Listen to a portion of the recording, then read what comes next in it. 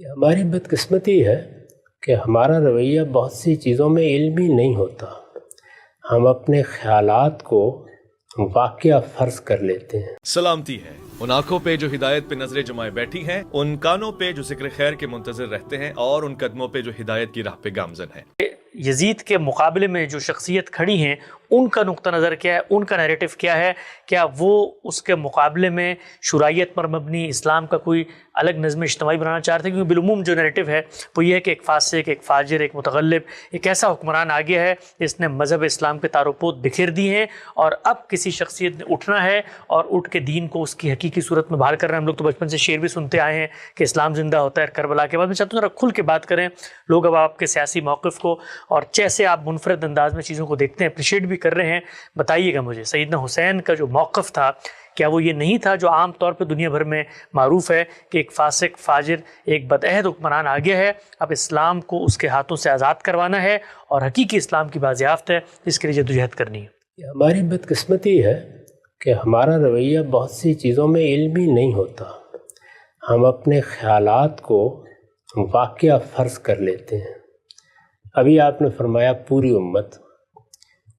امت سے کیا مراد ہے؟ ہمارے ہاں پچھلے 1400 سال 1500 سال میں بہت سے اہل علم پیدا ہوئے ہیں، مورخین ہیں، محدثین ہیں. تفسیر پر جن لوگوں نے غیر معمولی کام کیا ہے وہ لوگ ہیں. علم کلام کے ماہرین ہیں، فلسفے کے ماہرین ہیں، اسی طرح علوم عالیہ ہیں، لغت، ان سب چیزوں کے وہ لکھ رہے ہیں. مورخین کا تو خاص موضوع یہی ہے. ان میں سے کسی نے یہ باتیں بیان نہیں کی. نکال کے دیکھ لیجیے. یعنی اگر کبھی موقع ملے تو صرف ابن کثیر کی البدایہ والنہایہ نکال کر دیکھ لیجیے. واعظ حضرات ایک افسانہ بنا کے پیش کر دیتے ہیں.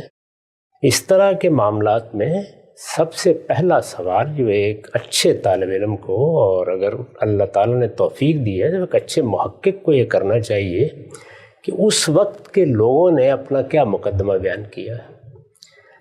ہم جب اپنے زمانے کے سیاسی حالات کا مطالعہ کرتے ہیں تو جو سیاسی رہنما میدان میں ہیں وہ دونوں باتیں بیان کر رہے ہوتے ہیں.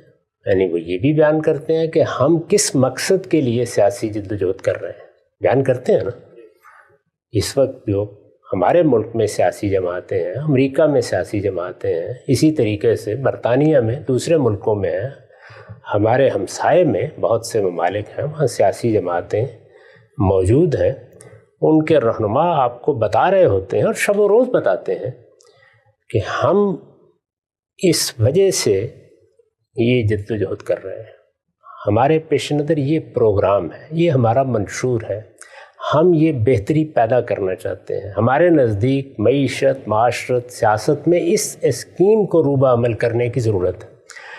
تو ایجابی طور پر یا مثبت طور پر کیا چیزیں ہیں جو پیش نظر ہیں. اسی طرح وہ بتاتے ہیں کہ ہمارے مقابل میں جو جماعتیں ہیں، مثال کے طور پر ان کے یہ جرائم ہیں، انہوں نے کرپشن کی ہے، انہوں نے رشوت لی ہے، انہوں نے پاکستان کو بیچ کھایا ہے، انہوں نے ہندوستان میں یہ خرابیاں پیدا کی ہیں، کانگریس نے یہ کیا ہے، فلاں نے یہ کیا ہے. میرا مدعا یہ نہیں ہے کہ یہ سب کچھ درست ہوتا ہے، لیکن یہ بیان کیا جاتا ہے. تو اگر کسی کو یہ بتانا ہے کہ سیدنا علی کا مثال کے طور پر کیا موقف تھا تو وہ سیدنا علی بیان کریں گے نا. اس وقت کوئی شخص اگر یہ کہے کہ سیدنا علی کا موقف تو یہ تھا کہ رسول اللہ نے اپنے بعد مجھے حکمران مقرر کر دیا تھا، 3 حکمرانوں نے تو اس کا موقع نہیں دیا مجھے، تو اب میں نکل کھڑا ہوں. تو یہ بات اس وقت جو لوگ کہیں گے ان کے کہنے پہ مان لی جائے گی. آپ کو تاریخ میں جا کے دیکھنا پڑے گا کہ خود سیدنا علی نے جب خلافت سنبھالی یا جب خلافت ان کے پاس نہیں تھی تو انہوں نے اپنے بارے میں کیا بیان کیا. اسی طرح کا معاملہ، یہی اصول سیدنا حسین کے بارے میں ہونا چاہیے، یہی اصول سیدنا حسن کے بارے میں ہونا چاہیے، یہی اصول معاویہ رضی اللہ عنہ کے بارے میں ہونا چاہیے.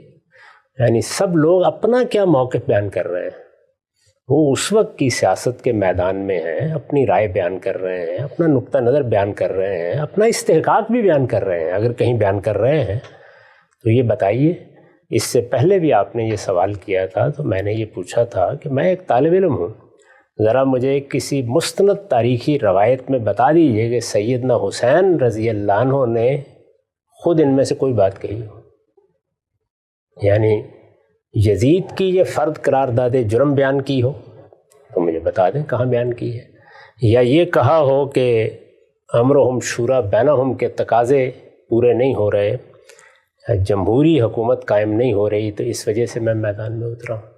تو اس طرح کی کوئی چیز اگر کہنی ہے تو ان بزرگوں کو پہلے کہنی ہے، ہم اپنے تخیلات کے گھوڑوں پر پرواز کر کے نئی دنیایں دریافت کر کے نہیں لا سکتے۔ تاریخ یہ تقاضا کرے گی کہ آپ یہ بتائیے کہ ان کا موقف کیا تھا۔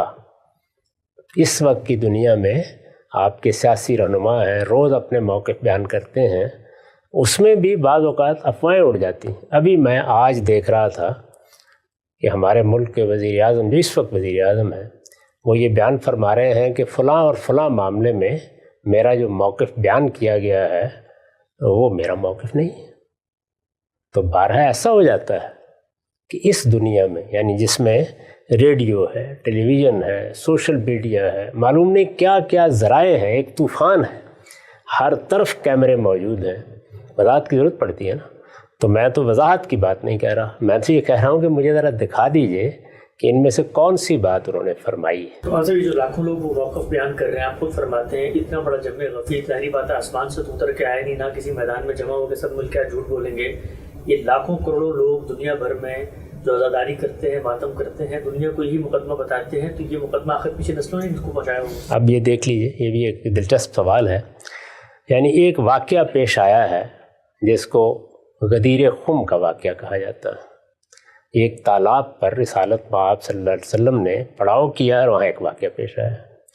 اس میں جو بات کہی گئی ہے وہ بات ہمارے ہاں بھی موجود ہے، وہ اہل تشیع کے ہاں بھی موجود ہے۔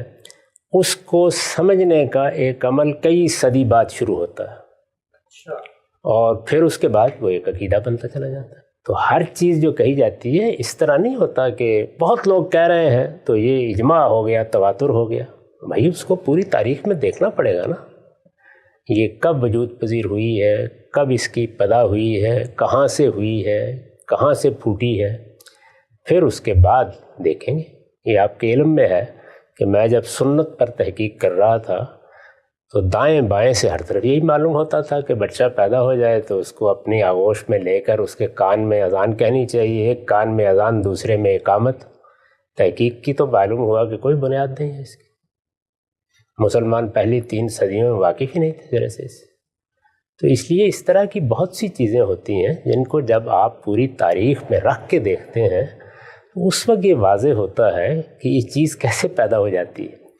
ہم نے جب آنکھ کھولی تو ہمیں تو یہی معلوم ہوتا تھا کہ بس آدمی مرا ہے تو اس کے بعد گھر والوں کو بھی خرچ کر کے مر جانا ہے، کہ ان کے 5-7 جمعراتیں کرنی پڑیں گی، وہ ایک کل شریف پڑھنا پڑے گا، پھر چہلم پر جا کر کہیں نجات حاصل ہوگی۔ لیکن بعد میں معلوم ہوا کہ ان میں سے کوئی چیز بھی دین میں نہیں ہے، لوگوں کی ایجاد کردہ بدعتیں ہیں۔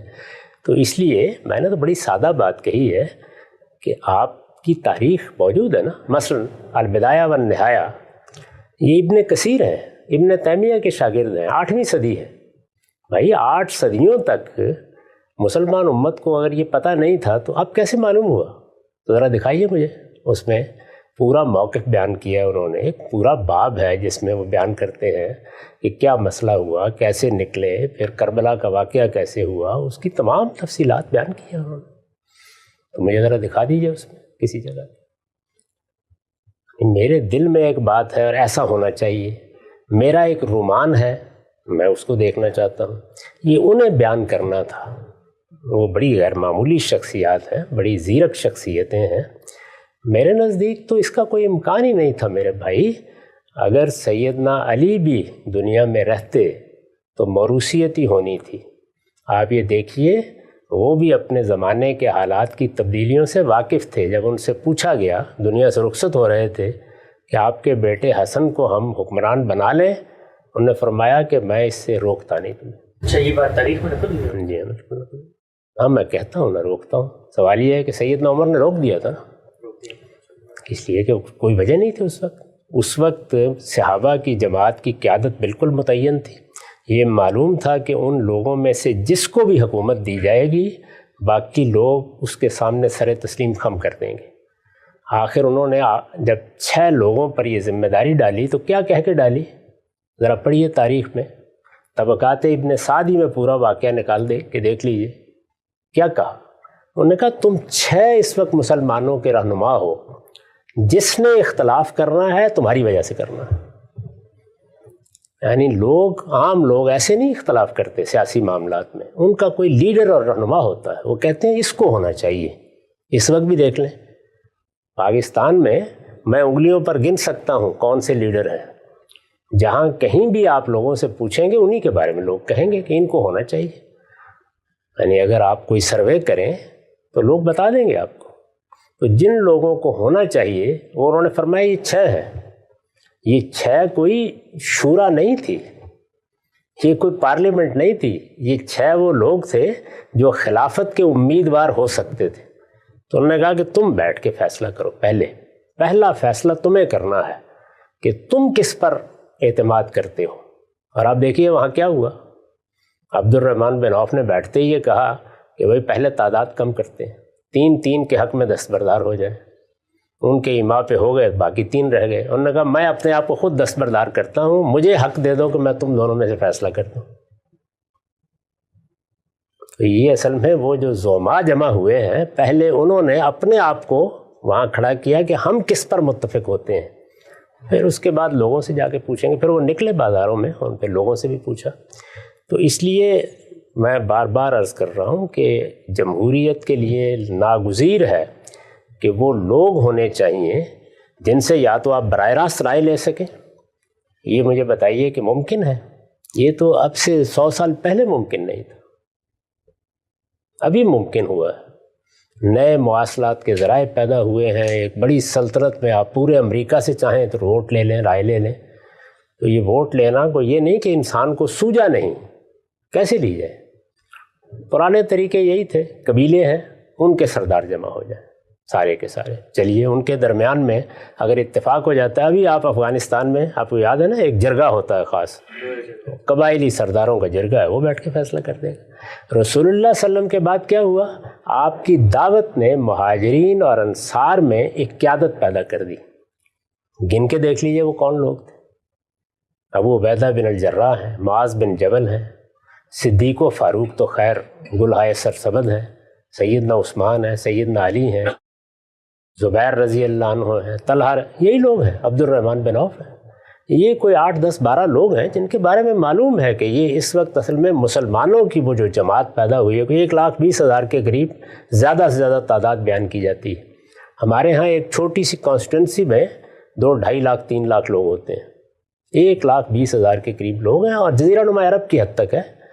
تو یہ لوگ فیصلہ کر دیں گے، لوگ مان لیں گے. اور یہ سب کے سب ہجرت کی وجہ سے مدینہ میں جمع ہوئے تھے.